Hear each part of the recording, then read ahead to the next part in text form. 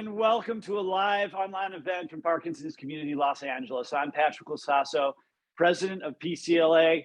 We're going to be hearing today from poets and writers from the Parkinson's community across the United States and beyond. All of these works will be contained in our Living Artistically with Parkinson's poetry book. I can't think of a better way to honor Parkinson's Awareness Month and National Poetry Month than have us gather here tonight to celebrate the creativity of our incredible community. In terms of reviewing this event through Zoom, we recommend that you switch it over to speaker view if you're not in that already. Many of you might have joined in gallery view. It's easy to change. Just hover over the word view in the upper right-hand corner. You'll see three options. Typically it's speaker, gallery, and immersive. So we recommend that speaker view will be the best experience. And we're recording today's event. So your images will not be recorded, but if you don't feel comfortable, just turn your video off. But the good news is we'll be posting it on our YouTube channel and you can share this wonderful event with all of your friends. Now, if you enjoy this event today and the work we are doing, please consider making a tax-deductible donation to PCLA so that we can continue this life-affirming work. You can do so by visiting PCLA.org, click the big donate button with the heart on it, and thank you so much for helping us continue our mission. Living Artistically with Parkinson's is one of PCLA's signature programs. The first few years we held this event, it was in a gallery exhibition, and we removed all the resident artwork on display and replaced it with art exclusively created by people with Parkinson's. Now, last year, we obviously couldn't have an in-person event, so PCLA adapted and converted Living Artistically into an online event, which meant that we had artists from all over the country participating. So we invited family members, care partners, friends, and other community members who are connected to Parkinson's to join us and participate as artists as well. This year, again, we expanded Living Artistically into the art of written word. And once again, we invited everyone in the Parkinson's community to participate. Now, we've always known there were poets among us, but when we announced that we were seeking submissions for a poetry book, we had no idea what was in store. We now have 39 poets from 15 states and even a poet from Italy. Now, this project was inspired by our dear friend Sandy Harris, an artist, photographer, and poet, a beloved father and grandfather and educator, a person with Parkinson's, a comedian and performer, and a founding member of PCLA. And Sandy was and still is so much more. Today's event and the poetry book are dedicated to his memory. And in fact, this event was made possible by his donations to the Sandy Harris Hero Fund. Now, let's begin our event and hear from our poets. Two of our poets wanted to read tonight, but they were unable to join us in person, so they have submitted their poetry via video. First up is Wanda McNabb in Murray, Kentucky, and then we have Cheryl Wertley from Dayton, Ohio. Here we go. Wanda McNabb, and I live in Murray, Kentucky. The name of my poem is Adonis. Dusk on a three-legged chair, as 20 cats keep counsel. Adonis burns garbage in a fractured barrel with belly thrust forward. Harpies sound their serenade like old crows waiting for dead meat, circling. The barrel spews its volcanic ash as owls herald the night. Too short, one long. Too short, one long. Adonis neglects the fire like he neglects me. He drives the old falcon into the woods to meet his paramour. Barren and restless like Medusa, I sit, eyes turning him to stone. Body by Cheryl Wertley. My body, my mind, my thoughts, my desires, all of these things, they all are mine. My body, my mind, my thoughts, my desires, are they really, really mine?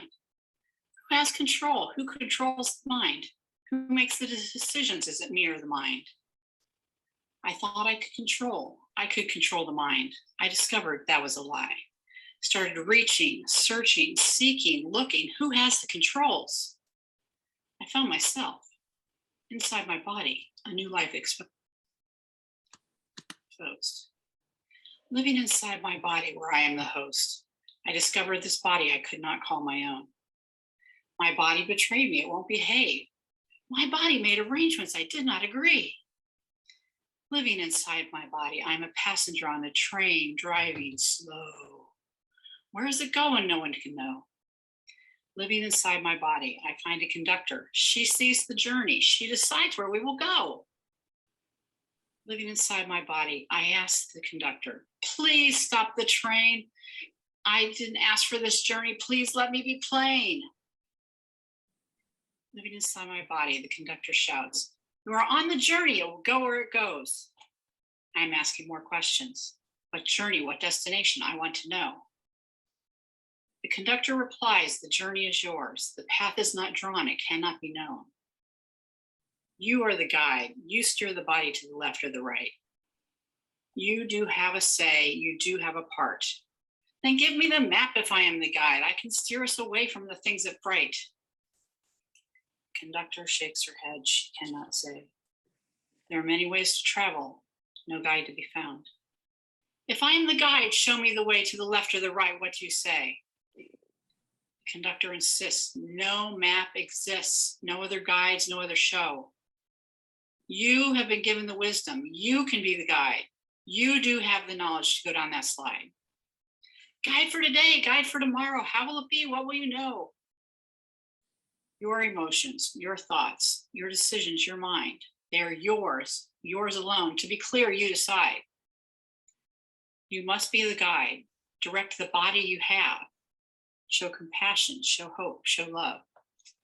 Show how you want to be, even though you never agreed. Show your guidance. Show how you will steer through the storms and the mountains, through the shadows and sun. Your guidance decides and directs the mind. Your guidance steers your thoughts and your soul. Don't be shy, be direct, stand up straight and tall. Tell the mind your decision, what the journey will be. Show the path and the light, how to be in your body, how to direct your soul. Tell the mind how to walk through this journey to the far and away. Tell the body, the one you now live in, how it will be. You have seen your journey and the path you were given. You can walk through the quicksand with your head held high. You have strength and determination to walk this path with joy, even though this tumultuous trail was not your choice. You will find you can live your life. You can make it full. You will make the difference how you travel this road. Coming up is Judy Luby from Reseda, California. Here I am. There you are. Thank you. Title, I've made peace with my face. Alternative title, I've not made peace with my face. Recently, I made a decision to make peace with my face. It was high time, I thought. After all, every argument I'd ever had with it was my fault. All my life, judging it too round, the forehead too square, the chin too pointy, the lips too thin. As a teen, posing in front of my mirror hour after hour, frustrated at nothing I did to it made me look even for a minute like Debbie Reynolds. Now old, still resenting that when I was 5, an old man, possibly a friend of my father's, but a stranger to me, pinched my cheek way too hard and said, pretty, like a plump peach. Will making peace with the object of his unwanted attention eradicate the pain and the seemingly impossible to forget image of bright pink marks left by large entitled fingers? Possibly. On further reflection, even though these days I think it's pretty cute, perhaps there remains some slight merit in not making peace with my face. That's the end. Beautiful, thank you. So now we have Sripathi. The title of my poem is called Longing, and it starts off like this. Fingertip pads rest distorted against metal, against paper, against granite countertops, against the space between air and keyboard, against my own skin. Flesh of my flesh, there is no blood until it is shed, between fingertips and air and molecules, as they spasm around each other, not like that branch from Olima, shaved, shaped, and smoothed, from that one summer when familiar bonds twisted together into strong filaments, holding the broken, thick brown marker line inside my palm, too tender for nightmares, but they will come tomorrow before sunrise, from shoulder to wrist, from palms to pads to tips, tap, tap, tapping as nothing moves. Thank you. That was beautiful, Sri. And our next is Patsy Asuncion. This is a picture of my late husband, George Phillips, who died in this nursing home during COVID. It's called 100 Days. Oh, no, that's not what I'm looking 100 Days, at. Friday, the 13th of March, marked the start of the nursing home quarantine, the start of contact by phone or peeks through a window screen at you. Now caged, 100 days today, Father's Day. It's a special day because I can sit outside the steel gate on the other side of the garden where you sit. We can see all of each other for the first time. We lock eyes, never stop grinning. When we touch hands through the fence, we quiver like high school sweethearts. Eyes shut, you hug that used guitar as if it were your soulmate, not just my Father's Day gift. I was warned you might damage the guitar, but your mirth affirms my actions. The quarantine likely will not end within weeks or months, especially for the elderly. Yet we have we have sway on how we will fill these days. I've left the chair by the steel gate. I may bring a patio umbrella from home. Maybe a game. This poem was written June 21st of 2020. My beloved George passed away less than a year later, still in that nursing home in quarantine. Thank you. Thank you, Patsy. That was a beautiful tribute. You have Bruce Ballard up next. My poem is called Appointment with My Neurologist. Have you fallen yet? She always asks in her paisley scarf and white lab coat. Feeling dizzy, spit caught in your throat, frustrated that you can't do daily tasks? She makes me tap my fingers, tap my toes, then follow with my eyes her roving pen. Up and down and side to side it goes, a font of jokes for a comedian. Well, Parkinson's is not some morbid joke, yet in her office, all these tasks evoke a childish sense of humor, soaring mirth that doesn't flag or drag me down to earth. What have I learned from my movement disorder? Between mirth and death, it's just a hazy border. Thank you. Thank you, Bruce. Lynn Ferguson is up next from Port Payne, Alabama. My poem, well, I have a short haiku first. I'm a PWP, and it's no mystery. My gait is awkward, my foot's a drag, but dance contest, it's in the bag. I don't last long, not like the rest, but I can shake it with the best. And on a more serious side, hidden behind its mask of normalcy, waging a war you may not see, with various weapons, great in number, it fills my days and stills my slumber, seizing control over the steps of my day, both in a literal and figurative way. An ogre of waste demanding a destiny seeks to destroy what is best in me. The spoils of life this ogre will plunder. My very thoughts attempt to encumber. This enemy of hope is demanding its say, but defeat won't find a place or a voice in me today. Thank you, Lynn. Alita from Locust Grove, Virginia. Thank you. Thank you. Good evening, everyone. I have several short poems. I'll introduce each one. On aging. I never thought I would choose fresh fruit and yogurt over bacon and eggs for breakfast. I never thought I would choose Saturday nights in versus Saturday nights out. I'm older, I'm wiser, but still young at heart. The first Monday. It's the first Monday after the service. The first Monday we face without her.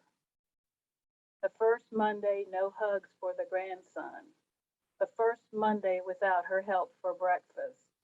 The first Monday without her taking Dad to dialysis.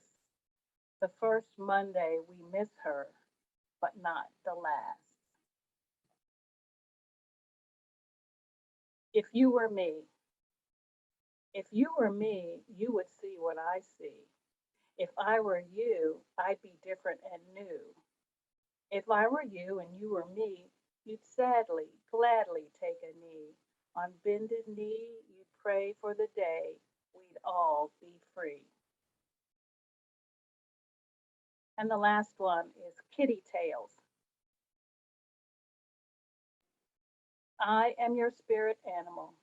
I am your guide through life. I am your baby when you have none. I am your partner when you want one. And when I no longer hear or see you, I will walk beside you from memory. And when I am no longer in this world, I will watch over you from the stars. Thank you. Beautiful. Thank you. Ginger Hallbeck from St. Paul, Minnesota. Bugs. So I says to my spiders, I says to my crew, I have a house full of wing dance. What's the matter with you? See, I hired him in April, early on in the season. I just hate using poison, so that's my main reason. While I sat on the turlet, I watched while a slew of black-winged creatures filed back past the queue. Then a great big black spider applied for the job. There were more where it came from, so I hired the mob. For a couple more days were ants by the score, but all of a sudden I saw them no more. There were some conditions between spiders and me. Please work out of eyesight. I don't want to see. Kudos to me, I explained to thin air. My bath was infested now. No ants are left there. Then what to my wondering eye should appear? A winged ants by the thousands at a place that is near. In fact, in my bedroom across the main hall. So without reservation, they were having a ball. They naturally lashed out. My crew let me down. Mr. Spider, you failed me, I said with a frown. It bristled and shook all 8 fists in my face. I detect discrimination to gender and race. Just as good and not weaker, you'll find I persist, was said with another quick shake of her fist. You assume that my gender because of my size must be what it isn't. You shouldn't surmise that I can't do the job. It's not right, it's not fair. Would she sue me, I worried. Please, let's not go there. I am female, a mother, near out of my gourd, homeschooling my children who complain of their board. Our United schools are also closed. Oh, this awful pandemic. I'm tired, exhausted. I might be anemic. I am both CEO of both workplace and home as my rat of a husband decided to roam. I lost count of the last batch of eggs that I laid. Close to 50, I think, and they're all in first grade. Your excuse is well taken, Madam Spider, I said. Sure, fired until next time because now they're all dead. I'm afraid in my anger I resorted to borax. Stay out of my bedroom, it's bad for your thorax. You didn't, she sputtered. I fear for my kids. I got them through hatching and prospect of SIDS, and so many dangers it's almost infinite. Why, maybe they're munching on right ants right this minute. And putting her 5th leg aside of her nose, she left me to ponder and just suppose I might be in trouble with Me Too and such. Oh, Rumi, she'll sue me. No, this is too much. My lawyer advised me, unless she relents. Oh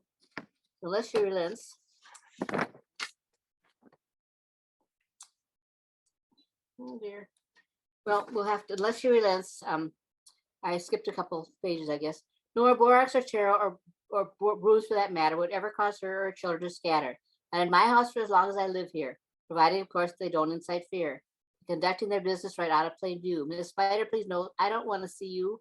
I won't step on you, stomp on you, or otherwise allow my housemates to ever surmise there's ugly or dirty or anything worse. My God, I am thinking I need one more verse. Once again, it is midnight. I must get a grip. Think of an ending that will not sound flip. And patting my head with her setting appendage, she agreed that we should quit at the end of this page. So we did. The end. Sorry, I lost a page there, but you'll get it in the book. If you really want it, you'll get it in the book. Thank you. It was beautiful. It was wonderful. Thank you. Yes. Okay, so Stan, Mike Sell, Morgan, Utah, and Ginger, way to fly with it. That was awesome. Thank you. Hi, Stan Meixel. Got two I'll read. First one's a little cowboy poetry called Times Change. In the bunkhouse, an old Winchester's hanging, silver spurs and Wranglers, a cowboy hat on the wall. An old pair of boots in the corner, his slickers in the hall. A faded old shirt hanging, his belt buckled too. An old pocket watch his grandpa gave him. On the stove, homemade stew. The barn holds his saddle and bridle, a buckskin horse in the stall. Everything a cowboy needs, although the list is small. A cowboy's life was simple then. You knew just what to do. I wonder what that old cowboy would think of the times we're now going through. And if you could just picture yourself the most beautiful flower you've ever seen, this is called the cover up. Do you think that flower is perfect? On the outside, it appears to be. In fact, when I look at it, it seems that way to me. Its colors are so beautiful. How could it not be? In the inside, it might be hurting, but it's different, you see. People are just like the flower on the outside, or they appear to be, but on the inside, they are hurting. So they cover up the things you don't want them to know or see.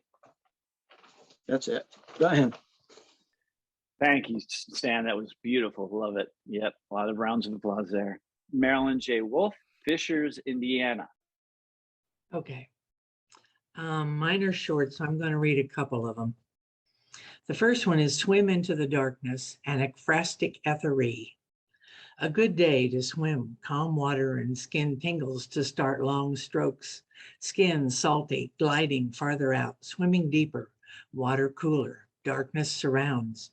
It bids come with me, sensuous thought falling away. I become water, I surrender. Darkness takes my arms and legs to smooth, sinuous lines. I'm following the green eel into the darkness, no longer holding my breath. The sea holds me deeper. We swim into the darkness. We are at home here in the end.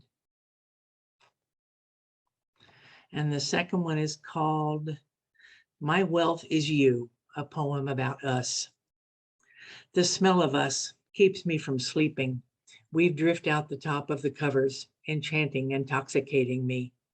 You do not notice. I hear your breathing, soft, regular, with your back against mine. You are already asleep. The warmth of us with our backs pressed together intensifies our scent, like warm bread fresh from the oven that does not smell as provocatively later in the day. I breathe deeply through my nose, exhale through my mouth, so the scent stays in my nose when I wake up later and still smell you and us. I get to enjoy it every night in the sensory wealth I share with you. End of poem. Beautiful. Thank you. Bryn Ann Yoakum, Pittsburgh, Pennsylvania. Hi, everyone. My poem is called Angel. It's about my father who passed in December. I apologize. It's a little emotional for me. I've changed since my dad died. Since my dad died, I've changed. My well of sorrow has deepened and thickened like a fog. My entire body clenches as it sobs. No longer can the wishful thought, maybe he will get better, drift through my consciousness. The days of his life are behind us now. I have no choice but to accept my father has passed. I reminisce about my childhood. I hear his voice in my head. Oh, my Bernalda, I love ya, he'd say after reading to me before bed. I still can't believe how lucky I am to have known and felt his unwavering love. I think about him every day, the care and guidance he gave me, the memories we shared, and his comforting hugs. I wish he was here, not only in spirit. When I call out to him, I hope he can hear it. His absence weighs heavily. My life will never be the same. I feel his heart in my heart and hope we meet again on another plane. How can I pretend to be normal when life without him is so painfully strange? I've changed since my dad died. Since my dad died, I've changed. Thank you. Thank you, Brent. Nelson Alder, I don't know where you're from, but welcome, Nelson. I'm from Lake Peekskill, New York. Thank you. Welcome. Tips for people with self-limiting conditions, including life itself. Know it is possible to keep growing, even if you're entering the last quarter of your life. Live well with uncertainty. Breathe, smile. Remember Om. Remember your spiritual teachers. They may be right in front of you every day. Pray, meditate. If you don't meditate, spend 10 minutes a day doing nothing in silence. Take a day at a time, one moment at a time. Know that your church, temple, or mosque is within you in each moment. Journal. Write an expressive letter to someone you love and trust, including yourself. Sing, dance, drum, paint, garden, laugh, let yourself cry. Let yourself hug and be hugged. Be silent in nature, be watchful. Remember to allow joyful feelings too. Think an opposite when you have a depressing thought. Change, I wish I was dead, into I wish I felt better. If you have to count something, count your blessings. Nothing but blessings and lessons here. Realize that every experience is either a blessing or a lesson. Replace, why do bad things always happen to me, with, what's the lesson here for me? What do I need to learn? Let go of thoughts as needed. Nurture a thought-free state. Enjoy stillness. Let go of resentments. Let go of fears of the future. Let go of regret. Let go of anger. Let go of feeling you must have done something wrong. Let go of imagining that you've been the victim of mistakes made by you or others. Imagine instead that you're free from the judging voice that says, you did this wrong, or you'll do this wrong, or they do this wrong, but they'll do this wrong. Live one day at a time, one moment at a time. Check in with yourself. Monitor your inner talk. Note what makes you feel better. Note what makes you feel worse. Choose better. Take a break when you need to. Focus on the calm moments. Listen to others. Listen to God. Listen to trees. Practice being silent among others. Imagine for a moment everyone is made of the same luminous blue light. Imagine an array of that light emanating from everyone's heart, connecting us all. Send cleansing, loving blue light to others. Imagine you're aware of life everywhere. Know that spiritual development can keep a step ahead of incremental, gradual physical decline. Trust you can become lighter and lighter. Countless ancestors have lived with this, called it early aging. It's part of life's journey, an important part. Sunrise and sunset, each is beautiful in its own way. Beautiful, Nelson. Beautiful poem and some good life advice as well. Thank you. You're welcome. Next is our friend Alan Asher from Los Angeles, California. This is called Parkinson's. I was diagnosed with Parkinson's at the age of 65. I was told a pill and exercise would get me out alive. I was told that my arms weren't swinging, that I had an improper gait. My body wanted to walk ahead, but my feet said this can wait. Putting on a bathrobe has become a royal pain. Buttoning a long sleeve dress shirt has become a project I disdain. Don't be surprised if I shake a bit, completely out of the blue. It's called an essential tremor. I may spill coffee all over you. Putting on socks and tying shoes have suddenly caused me trouble. Not much use for the phrase anymore, I'll be there on the double. They tell you get some exercise, do some stretches, ride a bike. If only I wouldn't get dizzy on a short walk or a hike. We often have trouble swallowing. Pills and capsules make us cough. Riding a bike is no problem, it's the getting on and off. I've taken for granted my balance. It was never an issue before. I must take a shower more cautiously or I'll end up on the floor. Life is a constant search now for just some stabilization. And I haven't even touched on the accompanying constipation. I must resort to pills now at specific times of day to try and slow the Parkinson's in every possible way. So yes, These are the symptoms of which we must endure until the blessed day comes when they announce they found a cure. Thank you, Alan. And another friend from Los Angeles, Jeff Boersma. That's Jeff Boersma. It's Dutch, means farmer man. I'm from La Crescenta, California. That's inside of LA County. You might have heard of LA. Can anybody hear me? Yeah, you're good. Okay. This poem I'm going to read you today is called Despair. Ill tidings do unfold as darkness covers all. I sense something, perhaps a shadow in the hall. Fire brings no warmth, though it flickers near, and I feed it to a blaze to drive away the fear. I watch the pile of wood as it dwindles down to embers, and the darkness seizes me, and I'm forced to remember. I am darkness, I am light. I am all the things that I must fight. I am fear, I am despair. I am hope and the one who cares. The battle within is the one I wage. When darkness approaches, inner fight does rage. And the shadow in the hall is laid to bear. As my light burns, I find nothing there.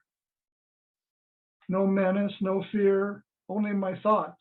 A conflict within, in the middle I'm caught. So sleep tonight, for my fire still burns. Sleep tight shall I, as the world turns. Thank you, Jeff. Cheryl Boland from, get this, Talent, Oregon. Cheryl, welcome. Hello to everyone. Thank you, Patrick, for everything you do for the Parkinson's community, including exercise classes that I enjoy. Here are 3 haiku poems that I wrote. A hummingbird's wings, fragile as a memory, and strong as the wind. Caterpillars shout, the sky is waiting for me. Will I miss the earth? Shadows chasing light, beautiful blossoms falling. Winter is hiding. Thank you. Thank you, Cheryl. Diane McClelland, Fallbrook, California. Hi, Diane. Welcome. Hi there. Good to see you, Patrick. Okay, my poem is called Billy. When you pull me across my bed, atop of a sheet, it's an act of love. All the small and all the grand gestures you make me love you. How ironic. I'm younger by my almost 17 years. You're 76 to my 59. I was supposed to take care of you. There is no embarrassment. You've seen it all. Why don't you leave? And then you pull me across my bed, atop of a sheet, and smile kindly. Is it an act of love or that you have no place to go? But I remember that smile and I remember the past. I'm holding our son in my arms, all the days and all the nights, and then you pull me across my bed atop of a sheet and you're mine. That's it. Thank you, Diane. Next up is Betty Nixon Clark, Tarzana, California. Can you hear me? Yep, you're good. We can hear and see you. It's perfect. Okay. Leave. I would never leave. I cannot walk alone. How could I ever leave? I have never been that strong. I got so close to losing, I almost said goodbye. Let nothing cross or divide. I am your pain. You are my drug. I hold you tight. You say, let go. I could never leave. I cannot walk alone. Thank you. Sorry, Jen Piccini. Sorry, Newport, California. Jen. With each breath. Rotten luck insists on dancing, grips my hands, treads on my toes, whispers obscenities in my ear. Uncertainty wrangles me to the ground, a helpless steer, a mad cow, a brain-thrashed barn burner. Fear beds my frustrations, humps my objections, sucks me dry, leaves me for dead. What survives leaks tears, jerry rigs the future, shares stories, jab, jab, hook, uppercut. Can this be called courage?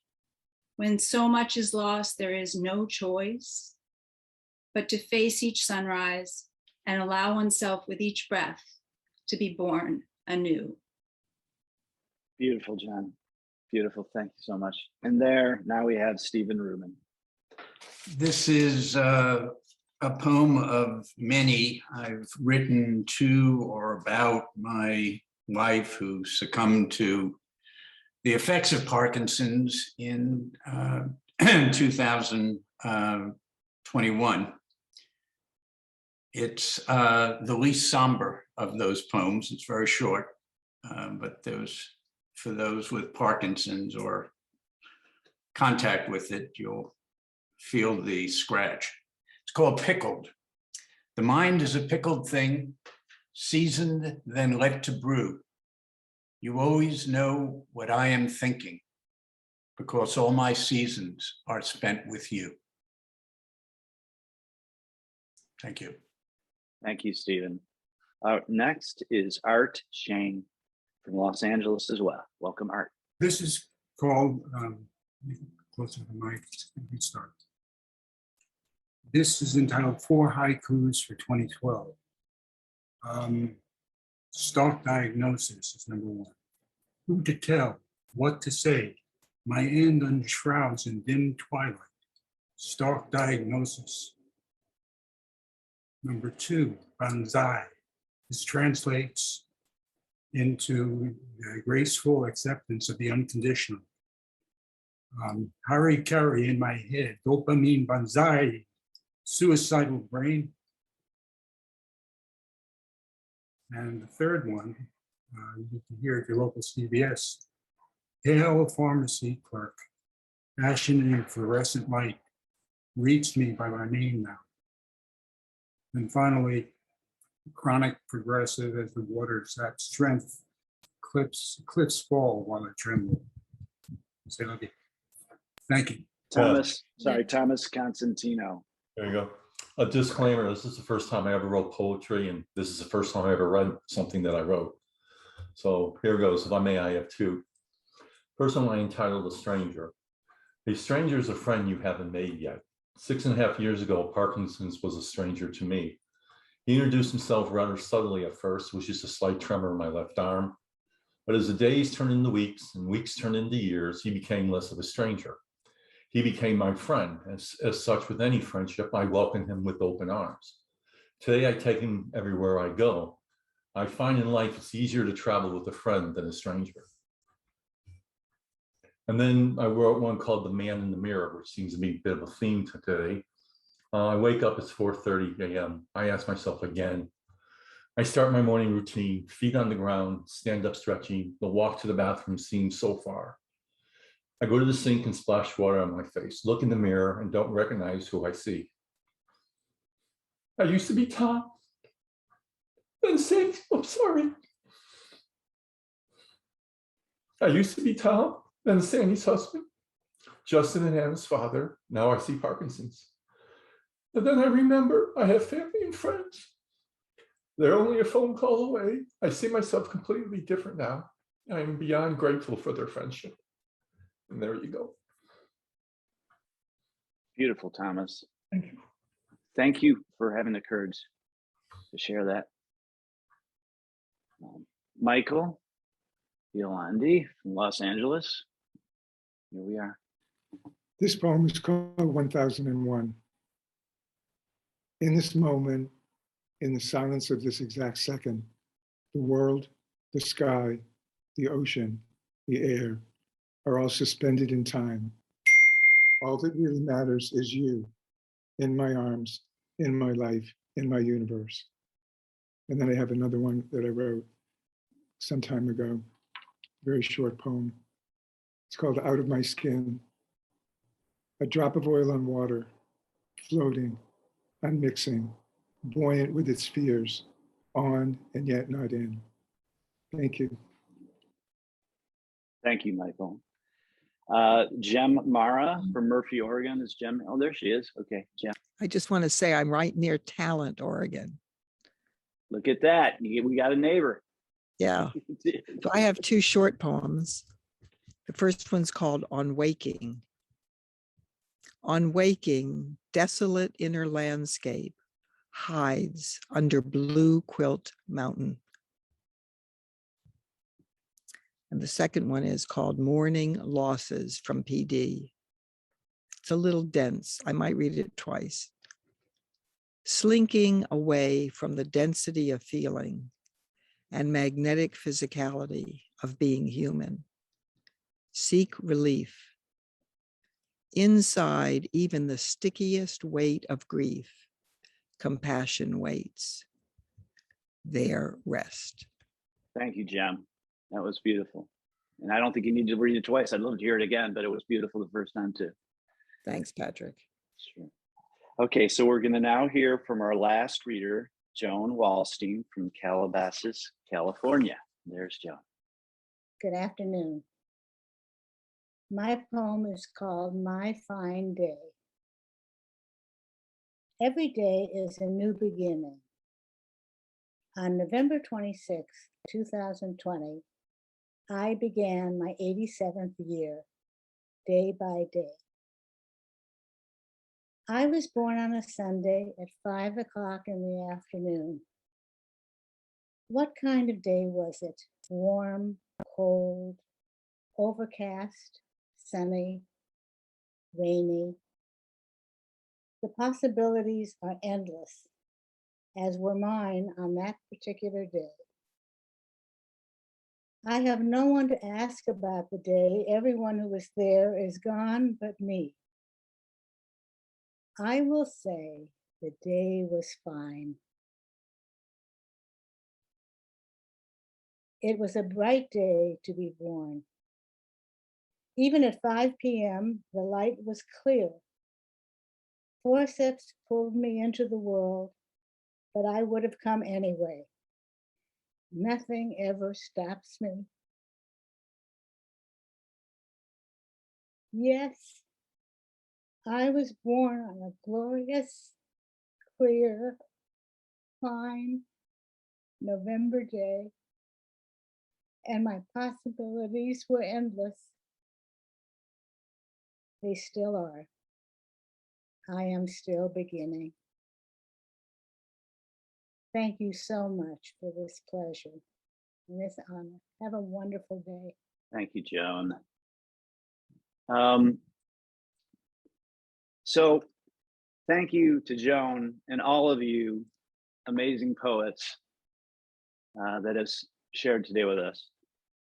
You know, when we started PCLA, we wanted to work to make lives better right now. And we knew that wouldn't always be easy, you know, but we wanted to make it a celebration when we could. And I think this was a really beautiful one.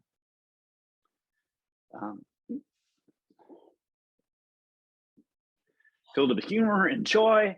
And it really speaks to what we have always wanted to do, is make a difference. So I do, before we wrap this up, just want to say that we want to hear from you. And for those of you that are processing things that are difficult, we have support groups. We have things, we're open to ideas on like what type of events, social, we want to come together, we want to celebrate, we want to learn, and we want to make things better. So I really want to thank all of the poets that had the courage and joined us today. And I also want to thank everyone who has donated to the San Diego's Hero Fund, because those donations made today possible. And again, PCLA is a nonprofit, and we rely on people like you to help us continue our work. And right now, you can receive the PCLA poetry book by visiting PCLA and making a minimum $25 donation. Seems like a pretty good deal to me. So visit PCLA right now before you forget and make your donation. It's so easy. And we want to thank you for your support. And if you have any questions or comments, or you have ideas for events that we could do to help out, please let us know. You can reach us at the phone number that's on the screen or at our email. And thank you so much for your time. And I hope you found this is wonderful. And thank you from above, Sandy Yaras. We love you. And thanks for joining us today.